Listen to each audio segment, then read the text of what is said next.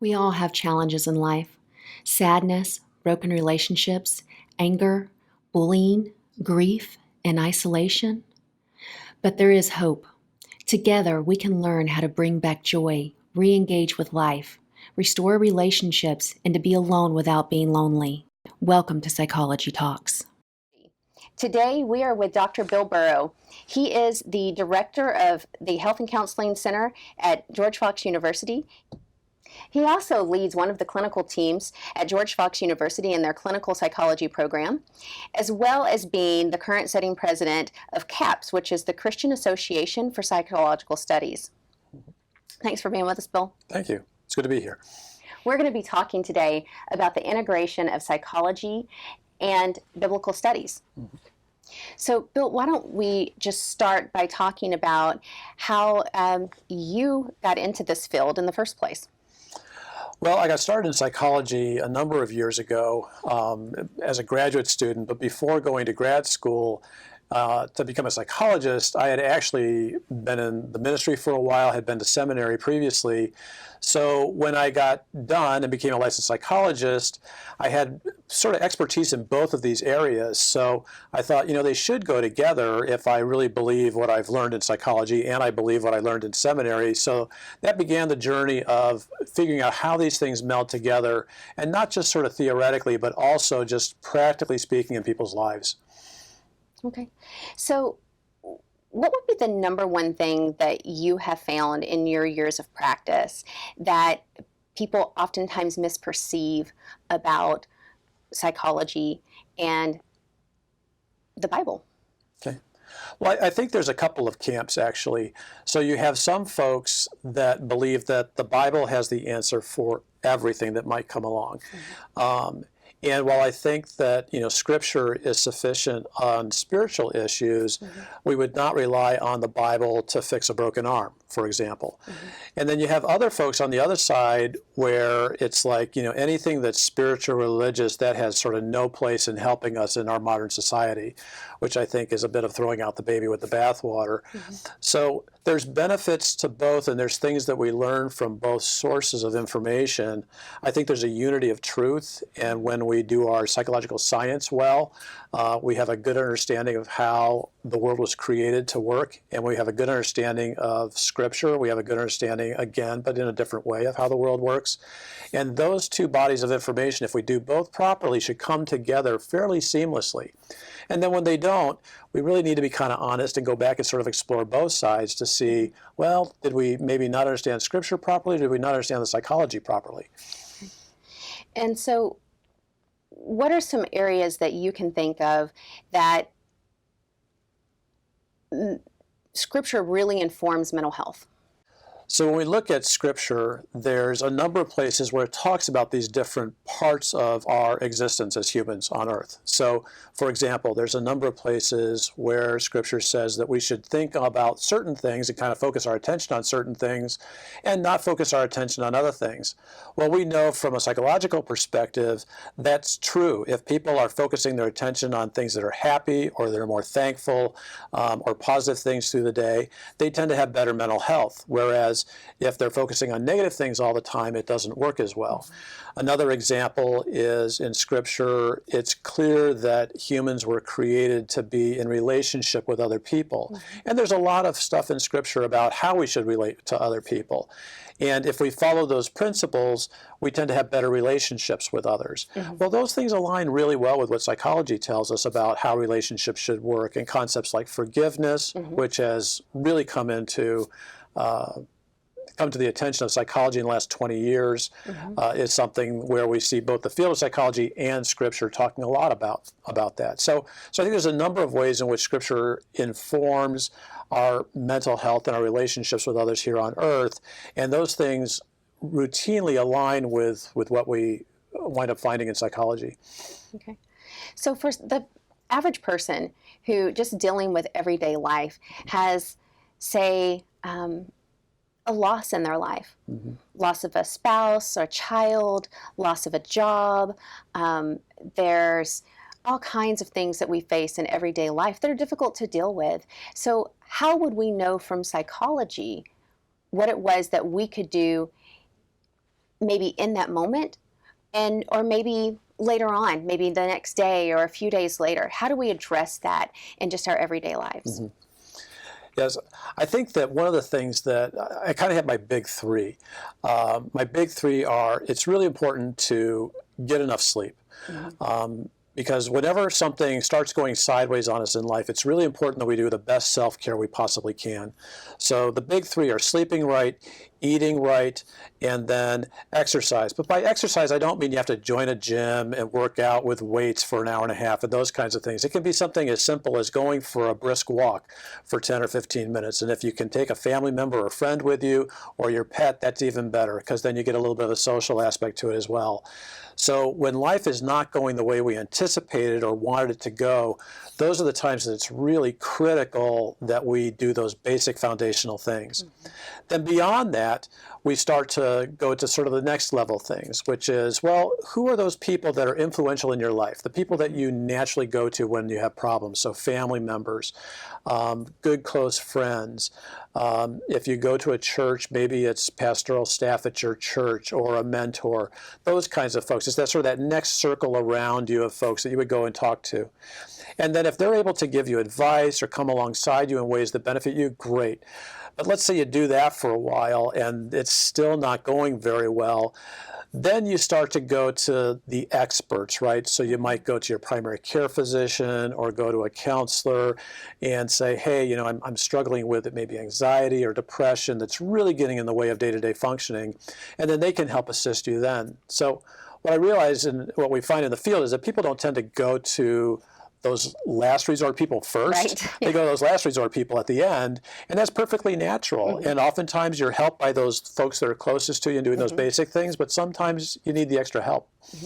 So what about in our day of social media and social outlets versus having, you know, that person right next door? They actually know who they are. You know their name, you know what their job is, you know what they do, you know their kids.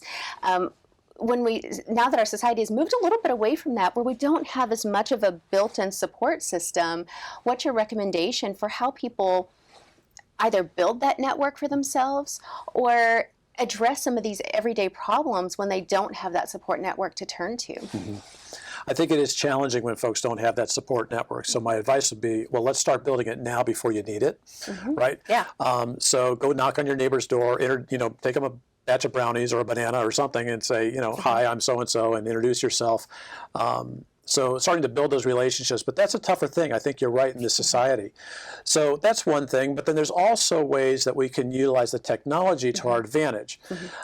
So there's a number of apps. One real simple one that I loaded onto my phone a while ago is called 3 Good Things. It's free. So what it does is at a appointed time of the day, mine goes off in the evening, it'll vibrate and it reminds me to go in and type up 3 good things that happened that day. So it's a very simple thing. Well, to be honest with you, I've never written down the 3 good things that happened. But what it does is it vibrates every night at 9 o'clock, and I'm thinking, oh, what was that? Oh, yeah, 3 good things. So I'm focusing my attention on good things that happened during the day versus whatever I'm in the middle of at the time. So I was surprised at how it just kind of reoriented me to thinking about the positive things that happened each day. And that goes back to what you were saying earlier about, you know, think on what's good and lovely and honorable. Right. So you're doing Scripture even without realizing it. Correct. Yeah, so but I think you're right. Now, the other side, the downside of the technology is that technology has the capacity to become sort of a emotional pacifier, right? Because we can just flip from thing to thing to thing to thing to thing, and there's more and more research coming out about how this is really not good for our mental health, and it's not good for us relationally. So we do this, and our kids in particular are doing this because they've grown up with it. And as they're on their devices more and more and more, hours can go by and they have no idea where the time went. But it's time that they're not building relationships with real live humans. Absolutely. So part of it is cutting that back, using it as a tool or as entertainment for an hour or so, but then turning it off, leaving it on the counter, putting it in a drawer, stuff it on your mattress, whatever it takes to not know that it's there, and then going out and meeting real live people and building those relationships so you have them when you need them. And that brings Scripture to my mind, which is, do not forsake the gathering together of my people. Right. And I think that's something that is happening not just for people within the church, but I think it happens for everyone. Yeah. I think it's much harder for people to find ways to connect with one another. And so you said, put that stuff down and go out and meet people. So what are some ways that you would recommend that a client or a student would go out and meet people? Mm-hmm.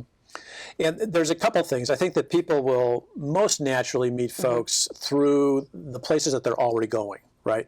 So if a person, goes to church, that's a good place to start to meet people. But it takes some work. Oftentimes when people go into a new situation, they're waiting for someone else to greet them or someone else to invite them. But it's like you can go on the proactive part of this.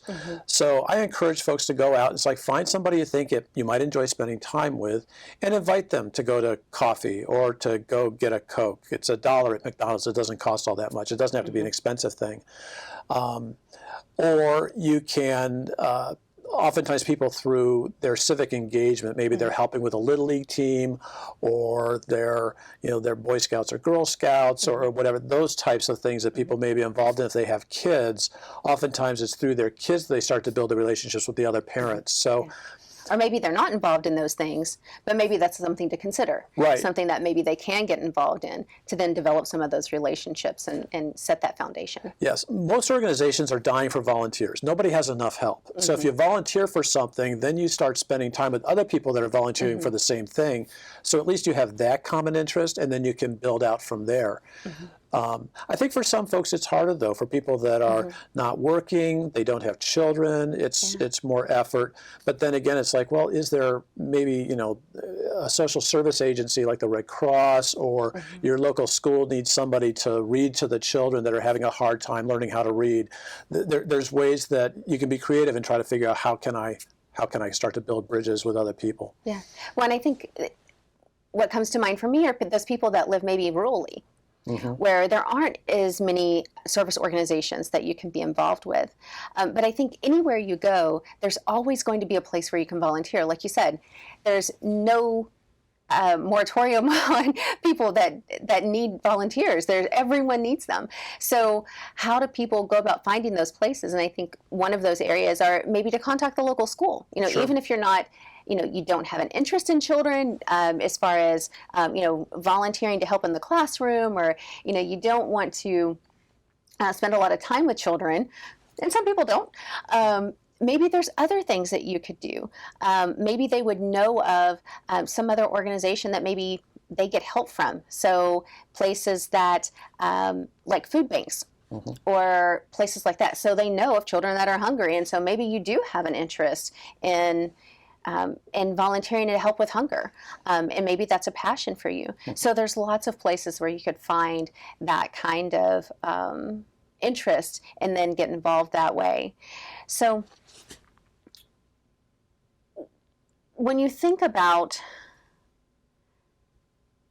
how things have changed in our world today, and we've talked about technology and how research is now coming out to say that we're spending too much time interacting with technology and not enough time interacting with other people.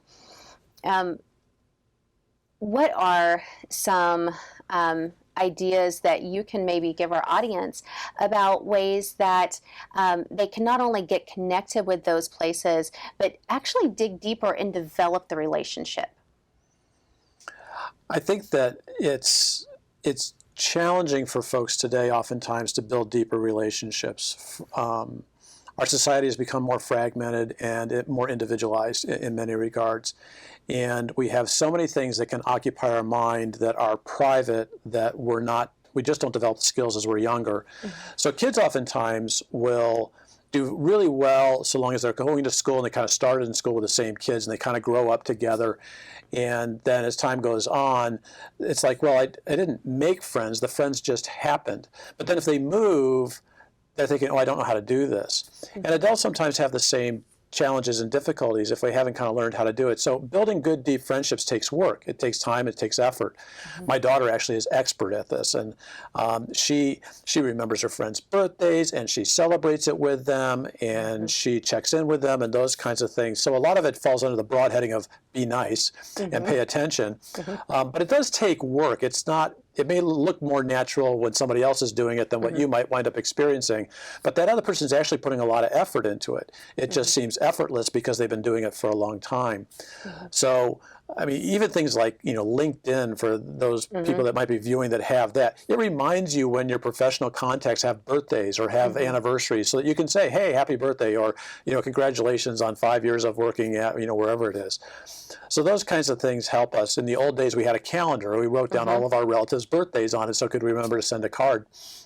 So I think it's kind of thinking strategically about it. And there's websites that will give you suggestions, and books and those kinds of things that can help do it. But if you show yourself to be friendly, the first person you meet might not be friendly, but eventually if you keep doing it, you'll find people that are friendly and appreciate it, and you can start to build those relationships. Okay. So when you say nice, what I think is things like smile. Yes. Make eye contact. Yeah, making eye contact. I think a lot of people that feel like I'm just an introvert and for me it's not going to work. I think if you put the right tools in place and you do the right techniques, then you will eventually develop friendships. Yes.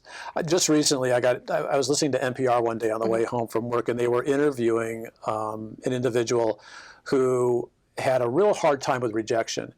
So he went online, he looked at a number of different sources for how he might work on his rejection fear. He just was really terrified about rejection because of something that happened when he was 6 years old. But now he's an adult working in the working world. And he found this website that suggested that what he'd do is he intentionally go out to try to get rejected for 30 days, one time each day for 30 days. He decided to do it for 100 days. And he set up a blog for it. It's now a TED Talk. So if you look up TED Talk and rejection, this guy will come up. Yeah. And it's hysterical what he wound up going out and trying to do. I think the first day he went out and he just asked a stranger for $100, and the stranger said no. And then, the next day he was at a burger place and he asked for a burger refill. So he knew he was going to get told no, but what he did was he exposed himself to it over and over again, and just got to the point where it's like, oh, the rejection doesn't crush me, it doesn't kill me, I can go on because not everybody's going to reject me. What he found was there were strategies to get people to keep talking to him, even though the initial request was turned down. So he got better at it by paying attention to it and understanding how to keep the conversation going. So it was really a really kind of a cool story. Yeah. And a lot of the anxiety protocols that we have are built around this idea of inoculation, that we expose ourselves to the stressor in a controlled environment to allow ourselves to experience the feeling and then work through it in an environment that is non-threatening. And more supportive. And what we learned is that this thing that we were terrified of isn't quite as terrifying as we thought it was. And then as time goes on, it gets to the point that it's not terrifying at all, or at least at a very low level. Most anxiety is based in fear. We're fearful something's going to happen, and usually something really bad. We catastrophize. So anxiety disorders are really based on the fear. So if we can face the fear and kind of confront it, and like you said, inoculate ourselves against it, then it just loses its power over our life and we can go through life more free. And is there any sort of scriptural reference that you can think of that reminds you of that or makes you think about those aspects of anxiety treatment that we utilize that are based in Scripture? Yeah, one of my favorite passages that deals with just stress generally and anxiety is Philippians chapter 4. There's a number of things that it says in there. So it talks about rejoicing in the Lord always. So again, we're kind of shifting our attention to being in this mode of rejoicing. It talks about learning to be content regardless of your circumstances. Paul says that I had times when I had a lot, I had times when I didn't have very much, but I learned to be content regardless of what was going on. There's a portion of that passage where it talks about, I want you to think about all the things that are good and lovely and of good report and honorable. So think about these things. So again, it's that focusing the attention on these things. It talks about Christ will provide all of my needs according to his riches and glory. So there's just a number of things that as we shift our focus of attention to seeing things kind of as God sees them and focusing on the things that Scripture tells us to focus on, these other things start to fade in the background because we're just not obsessing over them. Right. I think that goes back to your original point that anything that we give our attention to is going to develop a life of its own, really. Right. We make the mistake oftentimes of thinking that our thoughts are truths. And our thoughts are really just thoughts. And then as we become, adults and more mature, we start to realize, okay, I had this thought. Well, is that thought accurate or is it not accurate? And if it's not accurate, then maybe I need to change the way I'm thinking about something or go, well, I thought this, but that really wasn't the case. It was really something else. So part of our job as mature adults is to be able to kind of take our thoughts and kind of put them out here and examine them a little bit and just go, well, what's another take on this? So that's part of what we're talking about here is aligning and shifting our thoughts to more accurately reflect what's going on in the world around us, and recognizing that not everything that happens is something that's about me, particularly if I'm fearful of something. And that's something that in psychology we would refer to as a cognitive distortion. So can you talk a little bit about cognitive distortions and what that, you gave an example of what it might look like, but maybe just unpack that a little bit more. Yeah. So what winds up happening in life is, as we go through life, we have automatic thoughts. These are sort of our knee-jerk reaction to things that go on, but they're happening in our head. So we're walking down the street and we see somebody we know, but that person walks past us and doesn't say hello. So the automatic thought is instantly, oh, they don't like me, or they're mad at me, or what did I do? So we get all really concerned about it. But there's other possibilities. So it may be that the person was feeling ill and was trying to get to a restroom as quickly as possible, or they were on their cell phone and just didn't happen to notice us, but we were waiting for them to greet us first. So it's not jumping into those automatic thoughts. The other thing that we do is we tend to interpret life through sort of a grid or a filter. And this is where the cognitive distortions comes in, where we have this filter, we have an experience, but it goes through that filter, and that's how we experience it. Now, how do we know these exist? Well, let's say we have 4 people and they're standing on 4 corners in an intersection. There's a car crash in the middle of the intersection. If we interview those 4 people, we'll get 4 different stories of what happened. The reason for this is because they're all filtering it through their own personal grid. Even if they were staring at the intersection and watched the exact same thing happen. So a lot of it would overlap, but parts of it would be different. So we kind of develop these automatic ways of thinking of things. Some of those automatic ways that we think of things are distorted. And then as we work on kind of undoing those in time, we could do this on our own or with a counselor, we start to take those distorted grids that we've gotten, straighten them out and make them so that they're giving us more accurate information along the way. There's this thing called confirmation bias. Where basically what happens is if something happens, if it matches up with our sort of mental grid of how the world works, we go, yep, see, there it is. It happened again. However, if it doesn't match up with what happens, one of 2 things happens. Either we distort what really happened so it fits with our mental grid or mental map, or we just didn't even notice it. We just kind of ignore it. And we're not doing it consciously. It just winds up happening. So as we become aware of these things, then it's like, okay, wait, this thing happened, but that doesn't quite line up with how I was thinking about things, so I kind of have to adjust and tweak this cognitive distortion or this series of automatic thoughts that just goes off. So how do people recognize that they have a cognitive distortion? Well, if you have a friend or a spouse that all the time is saying, no, you're jumping to conclusions, that would be a sign. Usually people close to us recognize that we're doing it all the time. But also I think if people have experiences where everyone else is kind of seeing things one way and you're the only sort of outlier on it, maybe you just have this incredible wisdom about the situation, or it may be that you're missing something, or you're kind of viewing it from, from something that is going on inside of you. What about that person that has the same experience over and over again, but in different environments and with different people? I need a clue about what kind of experience we're talking about. Where I see this oftentimes in my practice is with people that they'll get into the same type of relationship. It's just new person, new environment. So, I think we hear this a lot with people that have been in domestic violence situations where they'll be in that situation, they'll get out of it, and then they'll go right back into it with another person. But I think, everyone has that kind of thing that they do, and to varying levels and varying degrees. And so can you talk a little bit about that and how that might be related? Sure. Oftentimes what winds up happening, well, I'll take you back. When we're all born, we're born into families, usually. And our families kind of function like a house of mirrors.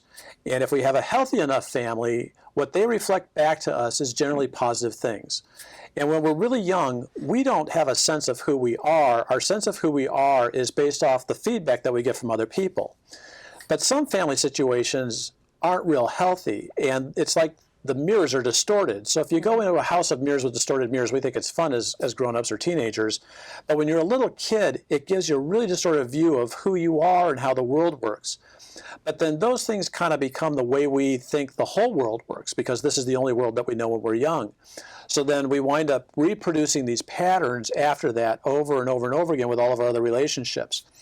And then if we have a really traumatic situation that happens, I sometimes will describe this as all of a sudden I've got a hole in my bucket. Mm-hmm. And then what I'll do is I'll look for somebody that, you know, can keep pouring stuff into my bucket to try to keep my bucket full, but it keeps leaking out the bottom. Mm-hmm. And oftentimes we will kind of set up the same dynamics because we want to heal the hole in the bucket, but we're counting on somebody else doing it. So we keep going for the same kind of person to try to help us fix our stuff instead of us kind of figuring out, well, what is our stuff, and then what have we got to do to fix it ourselves?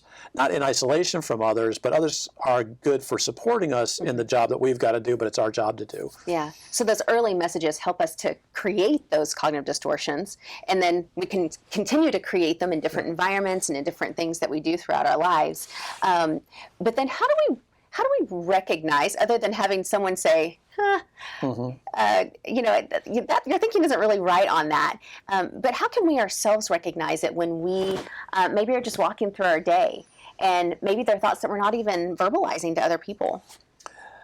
I think that as we're kind of going through our day, if we find that we're irritated all the time, we're angry and upset all the time. Depression and anxiety would be signs as well that things are going on. These are indications that there's something about how we're interacting with the world around us that's not working very well. So then what we do, it's kind of like an onion. You start to peel those layers away to kind of get down to the core stuff. Oftentimes I'll have married couples that are trying to be really conscientious and working on the problem. So they'll have a fight about something and they're working on it.